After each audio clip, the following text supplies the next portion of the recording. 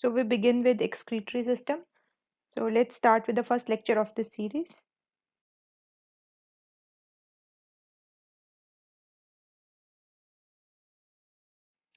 So let me first walk you through the topic outline.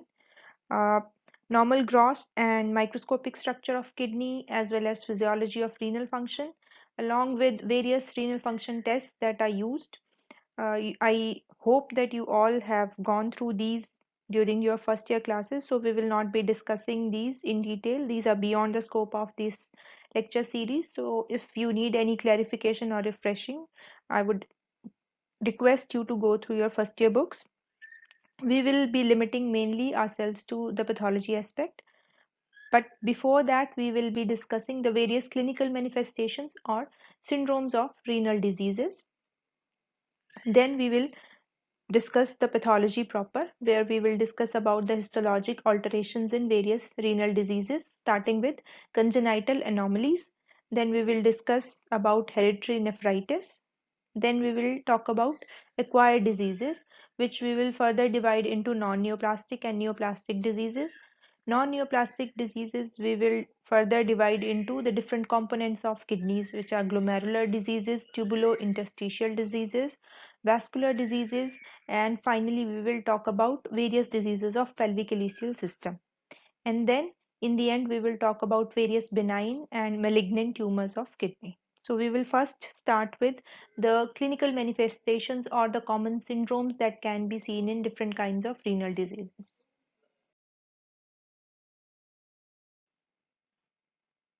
So let's begin with clinical syndromes of renal diseases.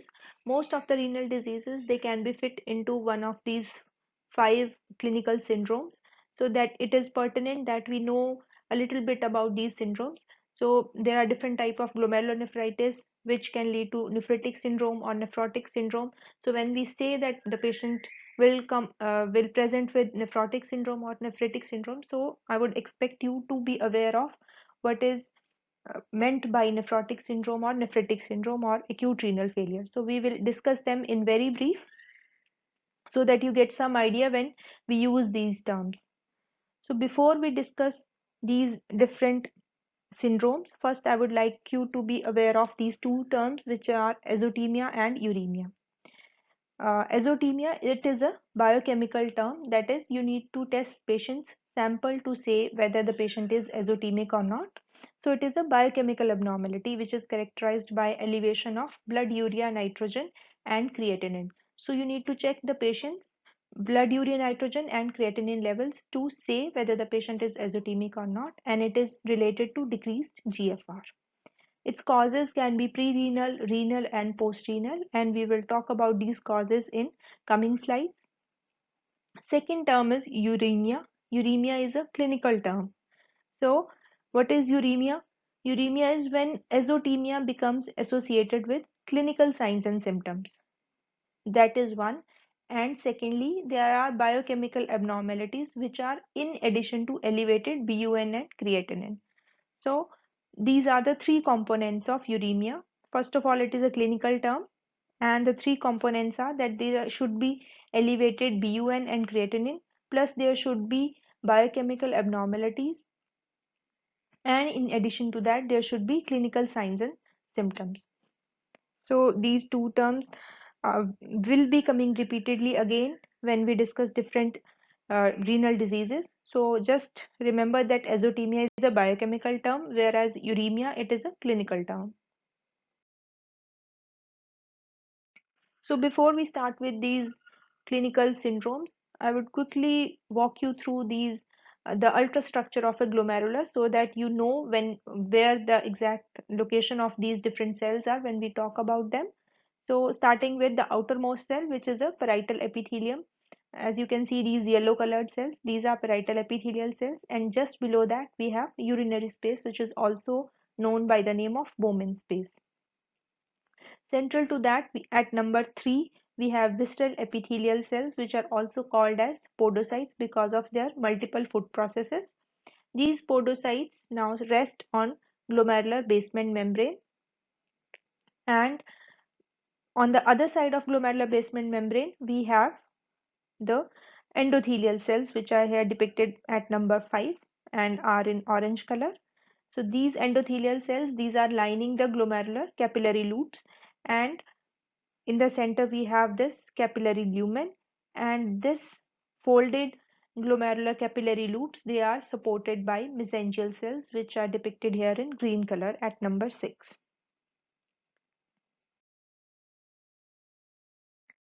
This diagram shows ultrastructure of glomerular filtration barrier. On the top we have Bowman space, so beyond that, parietal to it will be parietal epithelial cells, then Bowman space or urinary space. Then we have these visceral epithelial cells or podocytes with their food processes, which are resting on glomerular basement membrane. It has, as you can see, three distinct layers: lamina rara externa, then lamina densa, followed by lamina rara interna, and on the other side of it we have endothelial cells, and in between their cell borders we have fenestrations, and medially to that we have capillary lumen. So this is the ultrastructure of glomerular filtration barrier with podocytes on one side and endothelial cells on the other and glomerular basement membrane in between. So with this information we start with nephrotic syndrome. Just like any other syndrome, nephrotic syndrome has different components. So first component is presence of massive proteinuria. So there is presence of large amount of proteins in urine. And what do we mean by large amount? It is 3.5 gram or more of proteins in urine over a period of 24 hours. These two things are important, that the protein amount has to be 3.5 grams and it is over a period of 24 hours. Some books say 3 grams, but this figure I have taken from Robbins. Then we have the second component, which is hypoalbuminemia. So plasma albumin levels, they will fall and they are less than 3 gram per deciliter. Along with that, we have generalized edema, hyperlipidemia, and lipiduria. So these are the 5 components of nephrotic syndrome. So what is the pathophysiology of nephrotic syndrome? As you can see that the various components of nephrotic syndrome, they are interrelated to one another, starting with massive proteinuria. There is some kind of injury to glomerular basement membrane, and because of that, proteins, they are being lost in urine. As more and more proteins they get lost in urine, so the body is unable to compensate for that, and it becomes hypoproteinemic or hypoalbuminemia develops. And because of presence of hypoalbuminemia, the colloid osmotic pressure of body, it falls, leading to generalized edema. To compensate for the loss of proteins, liver tries to synthesize more and more proteins, and along with that, the body also synthesizes lipids. So there is presence of hyperlipidemia, and because of increased synthesis of lipids, we have lipiduria. So starting with massive proteinuria, because of derangements in glomerular capillary wall, there is increased permeability to plasma proteins. So what happens that initially low molecular weight proteins like albumin, which has a molecular weight of 70 kilodalton, they are initially excreted in urine. So when low molecular weight proteins like albumin, they are excreted, it is called as highly selective proteinuria, and it happens usually during the earlier stages of damage. When the damage of capillary glomerular capillary wall, it increases, so now the proteinuria, it shifts from highly selective proteinuria to poorly selective proteinuria, where high molecular weight proteins like globulins, they are also excreted in urine in addition to albumin. Then hypoalbuminemia, as albumin is excreted in urine in excess to what liver can compensate for, so body develops hypoalbuminemia. Then generalized edema. Due to hypoproteinemia, there will be decrease in colloid osmotic pressure, and also because there is decreased blood supply to the glomeruli, so there is sodium and water retention. So this sodium and water retention along with hypoproteinemia, they contribute towards generalized edema, and this edema is soft pitting type of edema, And along with that, there can be accumulation of fluid in various body cavities, like there can be formation of ascites and development of pleural effusion in these patients. Then hyperlipidemia. This is due to increased synthetic activity of liver, increased synthesis of lipoproteins, along with abnormal transport of circulating lipoproteins and decreased catabolism. They all contribute towards development of hyperlipidemia. Then lipiduria. Lipoproteins, they leak across damaged glomerular capillary wall and they appear in urine as free fat or as oval fat bodies. So what are these oval fat bodies? These are actually tubular epithelial cells which have become loaded with lipoproteins and then they are shed in urine and they can appear in urine as oval fat bodies on microscopy. Then these were the five main components of nephrotic syndrome, but there can be other abnormalities in these patients. These are susceptibility to infections. This can be especially to pneumococcal and staphylococcal organisms, and this is due to loss of immunoglobulins in urine. Then thrombotic complications. These are seen due to endogenous anticoagulants which are lost in urine and predominantly loss of antithrombin 3 and antiplasmin. So susceptibility to infections and thrombotic complications they can also be seen in the patients with nephrotic syndrome. So what are the causes of nephrotic syndrome? They are slightly different in adults and children. First, the nephrotic syndrome, it can be because of a primary glomerular disease or it can be because of a systemic disease which is also involving the kidneys. So primary glomerular diseases, minimal change disease is the most common cause of nephrotic syndrome in children, whereas focal segmental glomerulosclerosis or simply FSGS, it is the most common cause of nephrotic syndrome in adults. Along with these two, we have membranous glomerulopathy and membranoproliferative glomerulonephritis. All these are important primary glomerular diseases which can lead to nephrotic syndrome in various age groups. Only thing is that minimal change disease is the most common cause of nephrotic syndrome in children, whereas FSGS is the most common cause of nephrotic syndrome in adults. Similarly, systemic diseases which involve the kidney, they can also lead to nephrotic syndrome at various stages of the disease. So these diseases are diabetes mellitus, amyloidosis, SLE, drugs like NSAIDs, infections like hepatitis B, hepatitis C, HIV, malaria, as well as neoplasms. So all these are important causes of nephrotic syndrome, although this list is not exhaustive. Again, this table shows the various primary as well as systemic diseases which lead to nephrotic syndrome. Minimal change disease, as you can see, is the most common primary glomerular disease responsible for nephrotic syndrome in children, whereas FSGS is the most common primary glomerular disease responsible for nephrotic syndrome in adults. The box which is highlighted below in red color, it is, I just want to draw your attention towards it, that the primary glomerular diseases, they are responsible for nephrotic syndrome in 95% of the cases, whereas in adults they are responsible only somewhere around 60% in adults. So the main cause, approximately around 95% of the cases, will be a primary glomerular disease in case of the children, whereas in adults it's somewhere around 60%, although it is significant, but it is not as much as in children where it is almost always because of a primary glomerular disease. Starting with the next syndrome, which is nephritic syndrome. The components of nephritic syndrome are hematuria, which is presence of blood in urine, oliguria, fall in amount of urine. Then azotemia, this term we have already discussed what is its meaning. Then mild to moderate hypertension can be seen. And finally, there is proteinuria. But this proteinuria is not in nephrotic range, which you would recall was more than 3.5 gram per 24 hour. Whereas in nephritic syndrome, the proteinuria range will be less than 3.5 gram per 24 hours. And usually it is are less than 1 gram per 24 hours. So these are the five components of nephritic syndrome. Then pathophysiology of nephritic syndrome.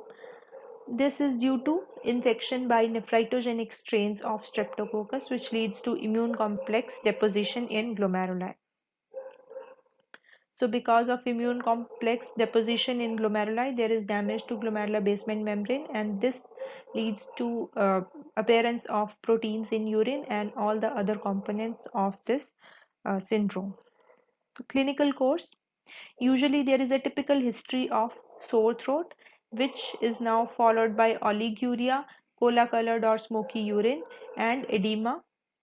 These three appear after about 1 to 3 weeks of having an episode of sore throat. Causes. Just like nephrotic syndrome, there can be primary renal causes, amongst which the most important is post-streptococcal glomerulonephritis, whereas in systemic, there can be renal involvement in SLE and microscopic polyangiitis. They can also present with nephritic syndrome.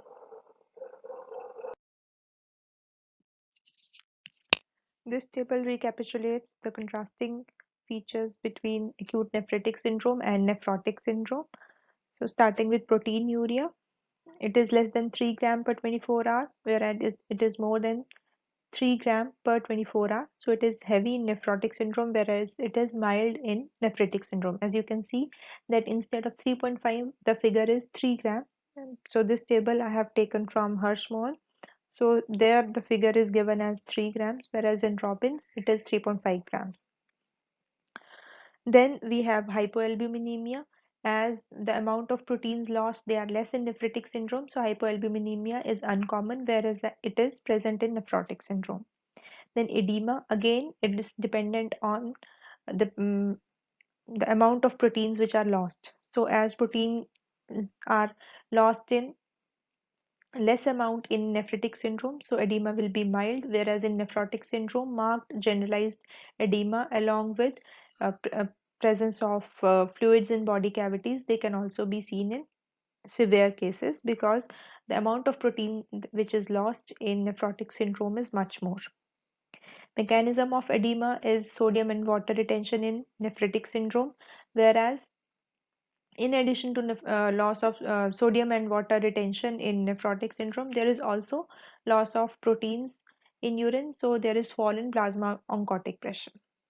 Then hematuria, it is present in nephritic syndrome, it is absent in nephrotic syndrome. Hypertension, again present in nephritic, absent in nephrotic syndrome. Then hyperlipidemia and hyperlipiduria, they are present in nephrotic syndrome and they are absent in nephritic syndrome. So these are the contrasting features between nephritic and nephrotic syndrome. Coming on to the third of these clinical syndromes, acute renal failure. So acute renal failure is characterized by rapid onset of renal dysfunction in the form of oliguria or anuria and sudden increase in metabolic waste products, which are urea and creatinine, along with subsequent development of uremia. So two major components of acute renal failure, that is rapid onset of renal dysfunction and presence of oliguria along with accumulation of metabolic waste products. So rapid onset is that is renal failure. It develops within 24 hours, and oliguria, the definition is when the urine output is less than 400 milliliter per day. And because of oliguria or anuria, there will be accumulation of metabolic waste products, that is urea and creatinine in the body, because otherwise they would have been flushed out if the urine output had been sufficient. And because of the accumulation of these metabolic waste products over time, there will be development of uremia. So what is interesting about acute renal failure is that if it is managed in time, then 50 to 95% of these patients, they can recover. So it is a potentially reversible disease, as you will see in coming slides, vis-a-vis chronic renal failure, which is irreversible condition. Coming on to the pathogenesis of acute renal failure, this can be divided into pre-renal, renal and post-renal causes. Pre-renal, these are the diseases where nothing is wrong with the kidney. Kidney is functioning just fine, but there is something wrong with the blood supply to the nephron. So there is decreased blood supply to nephron, which leads to low GFR and ultimately shutting down of kidneys.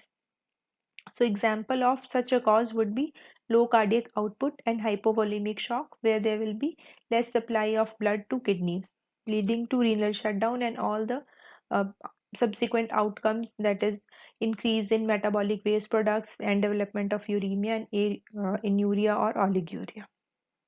Then second broad category is intrarenal causes, where actually something is wrong with renal parenchyma. So different kind of renal diseases like vascular diseases, glomerular diseases, tubular necrosis and tubular interstitial nephritis all can result in acute renal failure. And finally, there are causes which are distal to kidney. So these causes fall under the category of postrenal causes, and these are because of obstruction to urine outflow beyond collecting duct. So examples of such diseases would be renal calculi, various tumors, and external compression of ureters. So all these, the kidneys are functioning normally in postrenal cause, but there is some kind of obstruction which is not allowing the outflow of urine. So because of that, various metabolic products, they will start accumulating in the body and leading to subsequent development of uremia. So as we have discussed that ARF or acute renal failure, it can develop in different broad categories of diseases that are pre-renal diseases, post-renal diseases or renal diseases. So all these diseases, they will present with acute renal failure. But in addition to that, we have certain syndromes which can help you in identifying the cause of or the seat of the infliction of kidney, where which particular component of kidney is involved. So two main components are these specifically identified components, they are there. These are syndrome of acute nephritis and syndrome accompanying tubular pathology. So starting with syndrome of acute nephritis,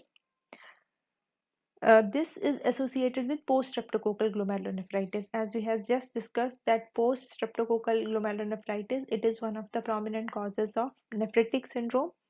So this post-streptococcal glomerulonephritis and RPGN, which is rapidly progressing glomerulonephritis, they can also lead to ARF or acute renal failure. So there is glomerular cell proliferation and increased cell permeability is there, and this leads to reduced GFR. So again, this will present with oliguria, mild proteinuria, hematuria, edema, and mild hypertension. So patients with this post-streptococcal glomerulonephritis and RPGN, although they will fit into nephritic syndrome, but also at times these patients can go into acute renal failure in severe cases. So the patient will meet criteria of both nephritic syndrome also as well as acute renal failure. Similarly, other syndrome is the syndrome accompanying tubular pathology. These patients, they have acute tubular necrosis, that is there is cell death of a large number of tubular epithelial cells leading to renal shutdown. So these patients, they also have a specific clinical profile and they progress through three stages. First is oliguric phase, second is diuretic phase, and finally there is phase of recovery.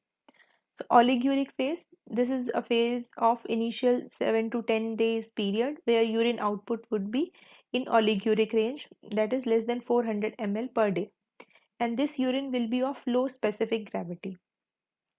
As the tubules, they have mainly concentrating and ion exchange uh, actions. So as there is lot of necrosis of tubular epithelial cells, so they are unable to do their work. So because of that, there will be passage of a poorly concentrated urine or a urine of low specific gravity. It will be passed and it will be oliguric, because all the tubules, they have, or majority of the tubules, they have shed their epithelial cells and they have literally blocked the tubular epithelium, tubular lamina, and because of that there is failure to pass urine. So this will lead to azotemia, there will be hyperkalemia, hypernatremia, metabolic acidosis and volume overload. So as you can see, all these components, hyperkalemia, hypernatremia, metabolic acidosis, all they are causing different kind of electrolyte imbalance. It will be seen in this kind of patients, along with passage of low amount of urine which will be of low specific gravity. So all these can be attributed to loss of tubular function. Then if the patient survives this first oliguric phase, then the patients go on to diuretic phase, where the tubules, they will start healing, they will start clearing out, and filtration will resume. So large amount of urine it will be passed, and that is why the patient will enter into a diuretic phase. So the filtration will resume, but the concentrating ability of the kidney will not recover. So because of that, the metabolic waste products, they will be cleared out, but hypokalemia can develop during this phase. And again, there will be passage of urine of low fixed specific gravity, as the concentrating ability of the tubules has still not recovered. And then finally, there is a phase of recovery where slowly over a period of weeks to months, the tubular function will be restored, as well as the concentrating ability of the tubules, it will also improve. Then there can also be a pre-renal syndrome where glomeruli and tubules, they are healthy, but some systemic diseases like hypovolemia, they lead to low renal perfusion.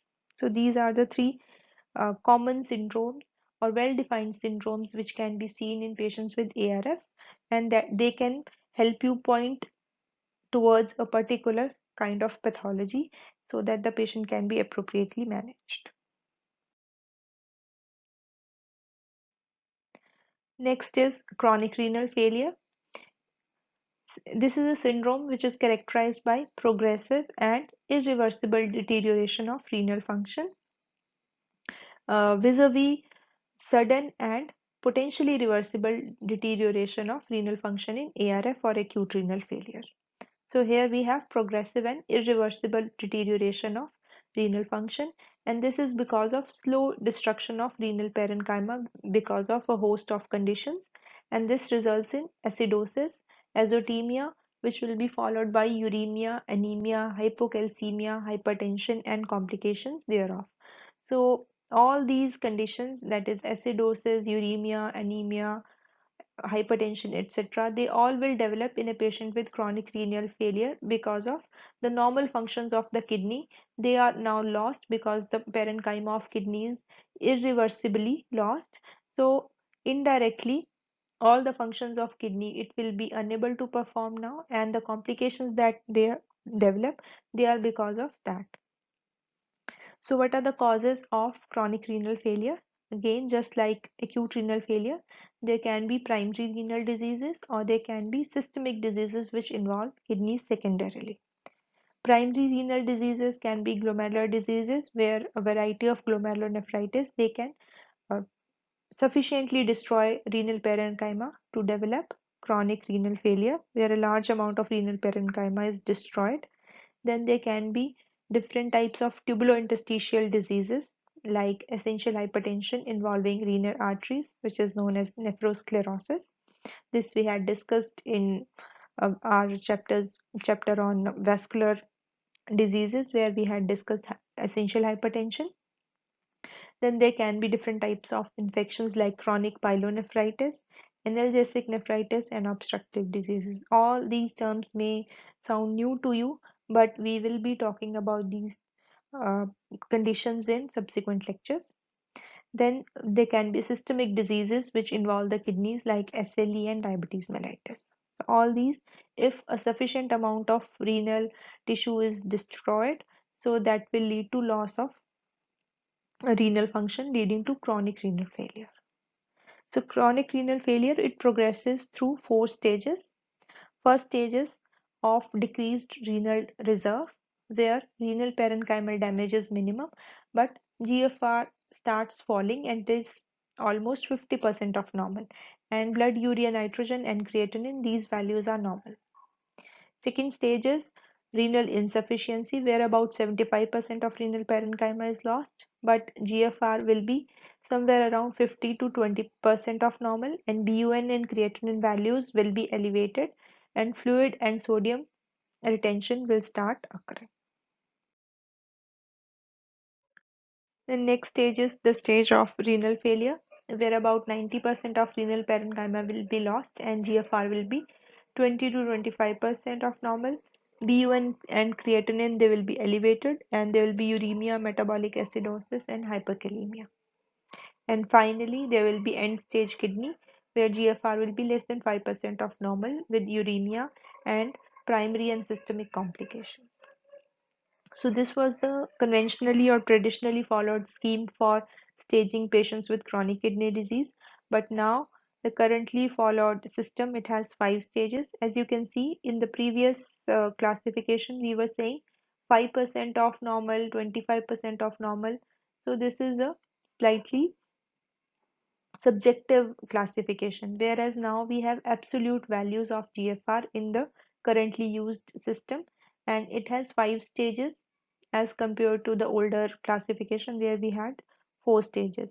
So here stage 5 has GFR value of less than 15 ml per minute per 1.73 meter square. So there are different stages, and I really don't expect you to memorize all these at this stage. They may be useful in your final year. Now, coming on to clinical features of chronic renal failure. These are collectively called as uremia. This we have already discussed what this term means. So, the clinical features of chronic renal failure, in nutshell, they are because of loss of renal function. All the various functions which the kidney normally performs, they are impaired, and that leads to a plethora of various clinical signs and symptoms. So they result in azotemia, electrolyte imbalance, acid-base imbalance. There will be neurohormonal function loss like renin-angiotensin pathway involvement. There will be disturbances in vitamin D homeostasis, as well as there will be anemia because of fall in erythropoietin. So we'll be discussing these quickly one by one, what all the various clinical features of chronic renal failure can be.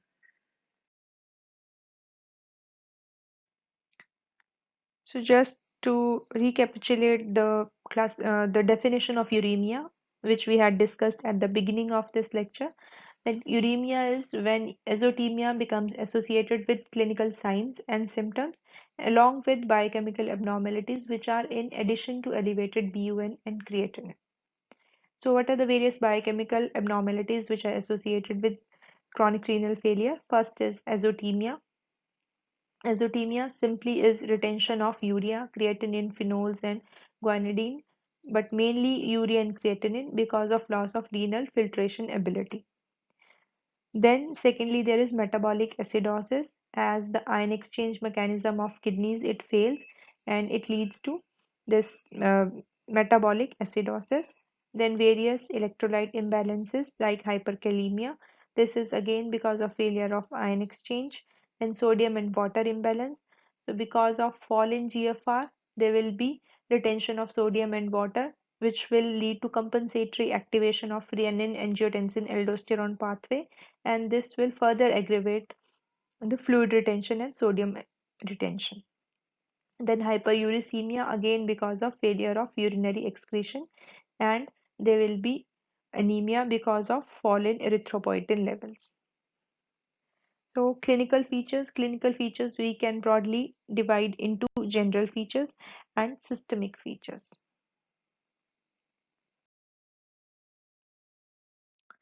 Clinical features, first is due to metabolic acidosis. Because of metabolic acidosis, there will be compensatory small breathing. Because of hyperkalemia, there will be chances of cardiac arrhythmias, there will be weakness, nausea, intestinal colic, diarrhea, and flaccid paralysis. They all can be seen in patients with chronic renal failure. Then, because of hyperuricemia, there can be deposition of uric acid crystals in joints and subcutaneous tissue. Then, systemic features. In hematopoietic system, because of low erythropoietin, there will be anemia in these patients. In integumentary system, there will be deposition of urochrome, which will lead to a sallow complexion, and also it can lead to uremic frost, which is uh, the urea deposits which are seen on skin as a powder, and this is known as uremic frost. Then there can be involvement of cardiovascular system, This is because of sodium and water retention. So because of this, there will be hypervolemia and volume overload, and patients can progress into congestive heart failure. Then there can be respiratory system involvement because of hypervolemia and congestive heart failure. This can lead to bad pressure on lungs, and this will lead to pulmonary congestion and edema. Similarly, in digestive system, azotemia directly causes GI ulcers. Then complications related to skeletal system. These are collectively known as renal osteodystrophy. The components of renal osteodystrophy are osteomalacia and osteitis fibrosa cystica. Osteomalacia develops because of deficiency of 1,25 dihydroxy cholecalciferol, as kidney is required in conversion of 25 hydroxy cholecalciferol to 125 dihydroxy cholecalciferol. So when kidneys they fail, so there is deficiency of 125 dihydroxy cholecalciferol, and it leads to inadequate deposition of calcium in bones. Then second is osteitis fibrosa cystica. Hyperphosphatemia develops in these patients, and it leads to development of hypocalcemia, which leads to elevated parathormone in these patients, that is leading to secondary hyperparathyroidism. Now, this secondary hyperparathyroidism, it mobilizes calcium from bones, and which combines with phosphates to form calcium phosphates.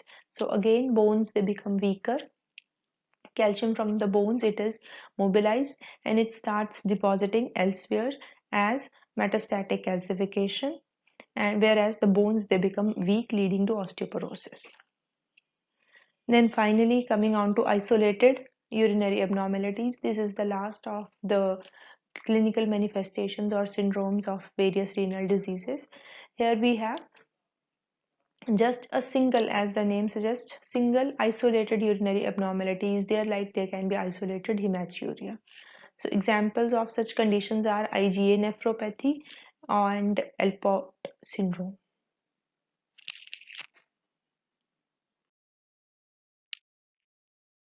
This flowchart explains the mechanism of renal osteodystrophy. Two underlying points are, one is that there is a decreased renal phosphate excretion, so it leads to increased phosphate in the body, and along with that there is decreased production of 125 dihydroxy cholecalciferol. As you know that it is required, the kidney is required for conversion of 25 hydroxycholecalciferol to 125 dihydroxycholecalciferol. So because of that, there is decreased intestinal absorption of calcium, which leads to osteomalacia. Similarly, as there is decreased intestinal absorption of calcium along with increased level of serum phosphate, they combine, and there is a triggering of secondary hyperparathyroidism. Now, this secondary hyperparathyroidism mobilizes calcium from bones, leading to osteitis fibrosa cystica. And this calcium, as it mobilizes, it again combines with increased levels of phosphate to form metastatic calcification, that is, calcification or calcium deposition in soft tissues.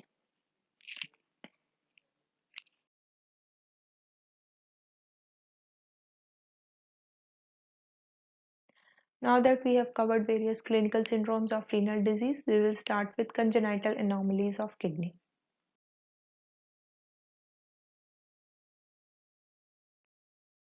Starting with congenital malformations or anomalies of kidney, they are broadly divided into three categories. One is abnormalities in amount of renal tissue, where there can be unilateral or bilateral hypoplasia of kidney or supernumerary kidneys they can be seen. Then secondarily, there can be abnormalities of position, form and orientation, where there can be renal ectopia, where kidney is located in the pelvic region, or there can be renal fusion in the form of horseshoe kidney, or there can be persistent fetal lobations. Third category is anomalies of differentiation. This is a larger category, and it requires more discussion, and it has common morphological forms which are known as cystic diseases of the kidney. So these cystic diseases of the kidney we will be discussing in detail. This table enumerates various cystic lesions of the kidney. As you can see, there are quite a lot of them. So many renal diseases, they can be either completely cystic or they can have a cystic component. So they can be either non-neoplastic or neoplastic, and they can also be either congenital or acquired. So we will be discussing some in detail and some just a very brief mention about them. So we will start with congenital cystic diseases of kidney.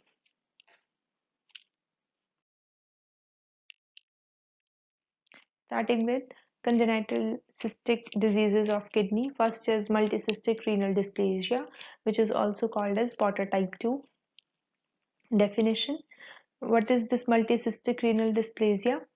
Here, disorganized metanephrogenic differentiation with persistence of structures which are normally not a part of nephrogenesis. They are seen. So it is multicystic renal dysplasia. Multicystic, there will be multiple cysts in renal parenchyma and there will be dysplasia. That is, there will be persistence of structures which are not normally represented in nephrogenesis. So these are usually associated with other abnormalities of lower urinary tract like obstruction of pelvic ureteric junction or ureter or urethra. So morphologically, grossly, the affected part of the kidney or the whole of the kidney, it will be converted into a disorderly mass of cysts, which is also known by the name of bunch of grapes. It will have appearance like a bunch of grapes, and microscopically there will be areas of undifferentiated mesenchyme, smooth muscle and cartilage. As you know that these uh, components, this mesenchyme, smooth muscle, cartilage, they are not a normal constituent of renal parenchyma, so they will be seen in kidney, and that is why the name multicystic renal dysplasia. And along with that, there will be large cystic spaces which are actually dilated tubules, and no glomeruli will be seen in the affected part. So as the name is multicystic, there will be presence of multiple cystic spaces and renal dysplasia. So there will be undifferentiated mesenchyme, smooth muscle and cartilage, that is presence of tissue which is not normally found in renal parenchyma. Clinical features, there will be presence of a flank mass which can be unilateral or bilateral. It presents in newborn period or in infancy, and treatment is nephrectomy in unilateral cases. And if both the kidneys are involved, then prognosis is usually poor. This is the gross appearance of multicystic renal dysplasia. As you can see, that the renal shape, the reniform shape, it is completely distorted. The kidney is converted into multilocular cysts, and they are bulging out of the renal parenchyma. Renal parenchyma is very difficult to identify. The corticomedullary junction, they are also, we cannot identify them. And these cysts, they are of different diameters, and literally it is converted into bunch of grapes. This is the microscopic appearance of multicystic renal dysplasia. As you can see, there are two islands of undifferentiated cartilaginous mesenchyme, which are marked by asterisks here, and there are also a few cystically dilated spaces which are marked by star. So these cystically dilated spaces, they are actually dilated tubules. Starting with the most important subgroup of cystic diseases of kidney, which is polycystic kidney disease. This is a disorder characterized by multiple expanding cysts which involve both kidneys, and as these cysts they increase in size, they destroy renal parenchyma, leading to loss of sufficient renal function. These are further divided into two types: adult polycystic kidney disease and infantile polycystic kidney disease. Starting with adult polycystic kidney disease, this is a disease with autosomal dominant inheritance. So it is also called as autosomal dominant polycystic kidney disease. This is a relatively common disorder with involvement of one person in every 400 to 1000 people, and this is cause of end stage renal failure in 4% of hemodialysis dependent patients. Coming on to gene defects, it has an autosomal dominant inheritance with mutation in polycystic kidney disease 1 gene, or simply PKD1 gene, which is located on chromosome 16 in 85% of the people, and it encodes for polycystin 1 protein. Similarly, the remaining 15% people, they have PKD2 gene, which is located on chromosome number 4, and it encodes for polycystin 2 protein. So both of these proteins, they localize to tubular epithelial cells. Pathogenesis. The pathogenesis of adult polycystic kidney disease, it's not clearly established, although it is hypothesized that the cilia centromere complex of tubular epithelial cells is at the center of defect, as cilia sense changes in fluid flow and shear stress and regulate intracellular calcium levels. So if polycystin 1 and 2, as they are localized to the cilia, so any mutations involving these two genes, they will lead to disturbances in intracellular fluid, and they also lead to uncontrolled cell proliferation. Now these new cell proliferations, again they will have the same defect in whether PKD1 type or PKD2 type. So ultimately they will also go on to become cystic, and there will be these number of these cysts, it will go on increasing. Coming on to morphology of adult polycystic kidney disease, as it is a genetic disorder, so there will be bilateral involvement of kidneys. So bilateral symmetrical involvement of kidneys is there. The kidney will be increased in size and weight, and the outer surface will be lobulated. On cut surface, there is presence of multiple cysts of varying sizes, and they will involve the whole of the parenchyma of kidney. This is usually they contain clear straw colored fluid, but they can be secondary changes like reddish brown fluid because of hemorrhage, or they can be concretions. Now, corticomedullary junction of kidney, it cannot be made out, and these cysts, they do not communicate with pelvic ileal system. This is a differentiating feature which helps to differentiate adult polycystic kidney disease from hydronephrosis. Coming on to microscopy, the cysts, they arise from all parts of nephron, and they may be lined by epithelium of the whichever part of nephron they have arisen from. Then superadded inflammation and fibrosis is usually present, and in between the cysts some amount of normal renal parenchyma can be seen. Clinical features: kidneys will be abnormal at birth, but renal function is preserved till the presentation in third to fifth decade. So up to third to fifth decade, the patient, there is some amount of renal parenchyma is still preserved, and the kidneys are still functioning. The patients become symptomatic later in third to fifth decade when there are sufficient amount of cysts they have developed. Commonest symptom would be dull ache in lumbar region. Other complaints can be hematuria, renal colic, hypertension, UTI, progressive CRF, and proteinuria. Some number of patients, they can have a multisystem disease where there will be uh, cysts of liver, pancreas, lungs, spleen, and congenital berry aneurysm of circle of Willis in addition to polycystic kidney disease. This is a gross appearance of adult polycystic kidney disease, and for comparison, we have a normal kidney in the center. So you can see that the size of the affected kidney is very much enlarged. The outer surface has multiple cysts which can be identified from outside, and they are bulging over the surface of kidney. Then these cysts, as you can see, they are but they have various variable diameters are there, and the contents can also be appreciated that some has this light yellowish serous fluid, whereas others have some have this reddish material, and some have this blackish appearance because of intracystic hemorrhage. These diagrams, again, they are of gross pictures of adult polycystic kidney disease, and on the right we have infantile polycystic kidney disease. On the extreme left, you can see that the cysts, they are bulging out from the renal surface. In B diagram, you can see that The cysts, they are of variable diameters and they are haphazardly arranged all over the renal parenchyma.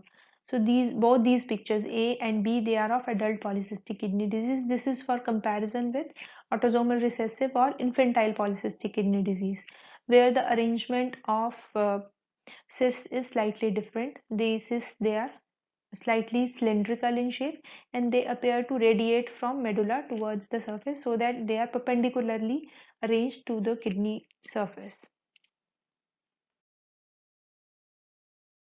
Next is infantile polycystic kidney disease. It is relatively rare disorder as compared to adult polycystic kidney disease. It has incidence of about 1 in every 20,000 births.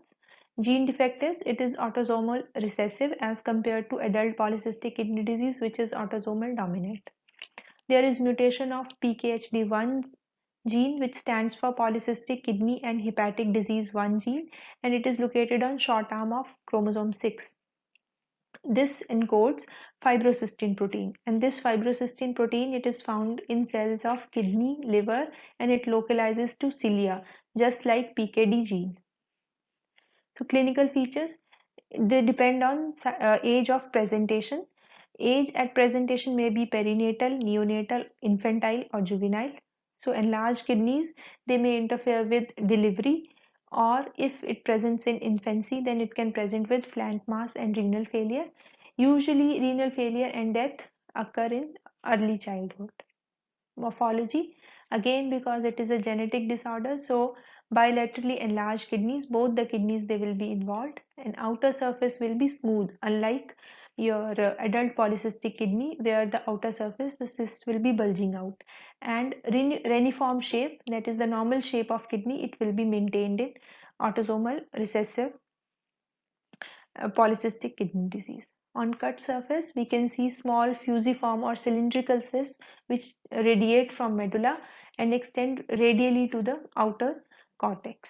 So they will be arranged perpendicularly to the surface of kidney, and this gives the cut surface a sponge-like appearance, and renal parenchyma cannot be identified in between the cyst and corticomedullary junction, etc.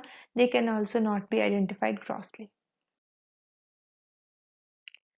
Microscopy. As these cysts, they are formed by dilatation of tubules. Therefore, all the collecting ducts will show variable degree of cylindrical or circular dilatations, which will be lying perpendicular to the surface, and they will be lined by cuboidal to low columnar epithelium. And many of the glomeruli, they will also be cystically dilated. Both of these gross pictures are of autosomal recessive polycystic kidney or infantile polycystic kidney. These cut surfaces, as you can see, that the reniform shape of kidney is well maintained, and you can see various these tubular saccular cysts lying particularly in the cortex, which are radiating from medulla to the cortex, so that they tend to lie perpendicular to the surface of kidney. So let's quickly recapitulate the various differentiating features between autosomal dominant and autosomal recessive polycystic kidney disease. Inheritance, autosomal dominant is autosomal dominant and autosomal recessive polycystic kidney disease is autosomal recessive. Autosomal dominant is also known by the name of adult polycystic kidney disease, whereas autosomal recessive is also known by the name of infantile polycystic kidney disease. Cytogenetic defects, as you know that PKD1 gene will be affected in 85% and PKD2 gene will be affected in 15% of the patients with adult polycystic kidney disease, whereas PKHD1 gene will be affected in autosomal recessive polycystic kidney disease. Incidence, autosomal dominant is slightly more common as compared to autosomal recessive. Age at presentation, that is adult in autosomal dominant, and it will be infancy and perinatal in autosomal recessive polycystic kidney disease. Gross appearance, there will be symmetrical involvement in both the kidneys. In adult polycystic kidney disease, there will be the cysts will be of variable diameters and they will be bulging out of the renal surface, and whereas in autosomal recessive kidney disease, the cysts, they are tubular and saccular and they tend to radiate from medulla to cortex so that they lie perpendicular to the surface of kidney. On microscopy, the cysts will be derived from all parts of nephron in adult polycystic kidney disease, whereas they will be derived from collecting ducts in autosomal recessive polycystic kidney. Coming on to next subgroup of renal cystic diseases, which is medullary cystic disease. As the name suggests, these diseases, they have predominantly the cysts in renal medullary area. So the two main diseases in this category are medullary sponge kidney and nephronophthisis or adult onset medullary cystic disease. So we will talk about these just in brief. On the left, we have medullary sponge kidney. This disease has multiple small cysts in renal papillae, so that the renal papillae are converted into grossly, the appearance is described as Swiss cheese appearance, and the cortex, it will be free of cysts. Only the cysts, whichever they are there, they will be limited to renal papillae. Then on the right we have nephronophthisis or adult onset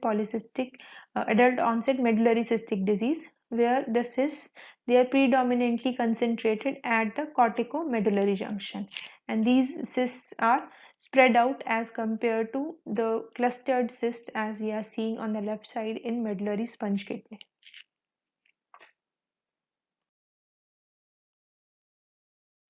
So now we have covered all the inherited causes of cystic diseases. We'll quickly go through the acquired cystic diseases. These are quite important and they are frequently encountered incidental findings on USG. So starting with the first one, which is dialysis associated cystic disease. Many patients who require dialysis, they may show numerous cortical and medullary cysts which vary in size. And these cysts, these are lined by hyperplastic or flattened tubular epithelium, and at times they can contain calcium oxalate crystals because they are precipitated there. Only thing is that about 7% of these dialysis patients, they may go on to develop renal cell carcinoma. So this is one, that this acquired cystic disease which occurs in patients on long-term dialysis. Then second one is presence of simple cysts. This is a very common post-mortem or USG finding, and usually this is incidental finding. So approximately 50% of the people above the age of 50 years, they can have these simple cysts in kidney, and they may cause some worry at the level of patient. Usually they are harmless and asymptomatic, but sudden hemorrhage into these cysts can cause pain, and they may come to the attention of the clinician. They are usually small in size, about 1 to 5 centimeter in size, but at times they can be quite big and reaching approximately around 10 centimeter or more in size. At times they can get calcified, and on USG it can raise some amount of suspicion, but it helps to differentiate from RCC is that these cysts, if they get calcified, they will have a smooth outline as compared to RCC, and they will also give fluid shadow rather than they will be solid. RCC is renal cell carcinoma, so RCC will have a solid appearance on USG, whereas these cysts, they will give a fluid shadow. Then they can also be at times cystic renal neoplasms. Many of the renal neoplasms, they can be either completely cystic or they can have a cystic component. So what are these various cystic renal neoplasms? This we will discuss when we talk about renal neoplasms. We have a separate lecture on that. So we will discuss about these cystic neoplasms there.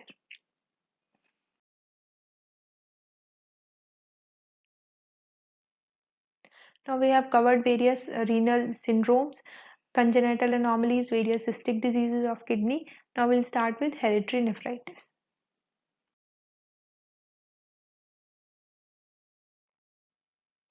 So any glomerular disease, it can be divided into hereditary or acquired, as we will see in coming lectures that most or the bulk of the glomerular diseases, they are acquired diseases. There is only a small subset of diseases which are hereditary in nature, and we will very quickly go through these, as these are a very distinct group of diseases and they need to be identified.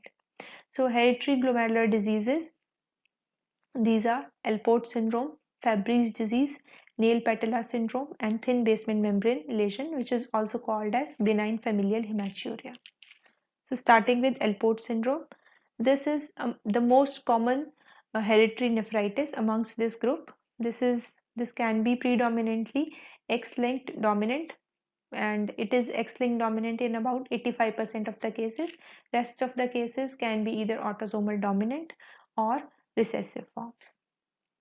So what is the gene defect in these patients is that there is mutation of type 4 collagen, and there can be mutation of alpha 5 chain, 3 chain or 4 chain in these patients, and the gene responsible would be collagen 4A5 or A3 or A4 depending upon the type of gene involved. There can be mutation of associated gene which can be either alpha 5, 4 or 3. So basically there is a defect in type 4 collagen. So because of this, there is defective assembly of type 4 collagen, and this type 4 collagen is crucial for function of GBM, cochlea and lens of the eye. So because of that, there will be symptoms in these patients involving the kidney, eye and ear. So in kidneys, the most common presenting complaint will be of hematuria or progression to chronic renal failure. In the ears, the patient can present with nerve deafness. In eye, there can be complaints like lens dislocation, posterior cataracts, and corneal dystrophy. On morphology, there will be thickening along with thinning of glomerular basement membrane, and this can be identified on electron microscopy. So on electron microscopy, there will be alternating areas of glomerular basement membrane thickening and thinning along with splitting of glomerular basement membrane, giving rise to a specific or characteristic appearance which is called as basket weave appearance. On light microscopy also there can be some non-specific changes like interstitial foam cells which are stuffed with neutral fats and MPS, and well-developed lesions can show features of FSGS. On immunohistochemistry, there will be absent staining with antibodies against alpha 3, 4 or 5 chains of collagen depending upon which type of gene mutation the person has inherited. Then next is Fabry's disease, as this is a storage disorder. So there will be accumulation of glycosphingolipids in lysosomes of all the cells of kidney. Then nail patella syndrome. Nail patella syndrome has mutation in alpha 1 chain of collagen.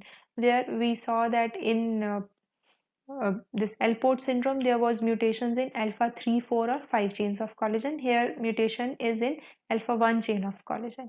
And this leads to osseous defects of elbows, knees and nail dysplasia. Now what is important is that 50% of these patients will also have a nephropathy. Coming on to last of these inherited nephritis, which is thin basement membrane lesion. This is the most common cause of familial asymptomatic hematuria, and this is usually discovered on routine urine analysis. So it is an autosomal recessive disorder, and it involves genes which encode alpha 3 or alpha 4 chains of type 4 collagen, and this leads to diffuse thinning of glomerular basement membrane to 150 to 250 nanometer. The normal thickness of glomerular basement membrane is 300 to 400 nanometer. So there is thickening of glomerular basement membrane which leads to asymptomatic hematuria in these patients, and at times there may be associated mild proteinuria. So diagnosis of these patients can be made only on electron microscopy, which will show characteristic thinning of glomerular basement membrane.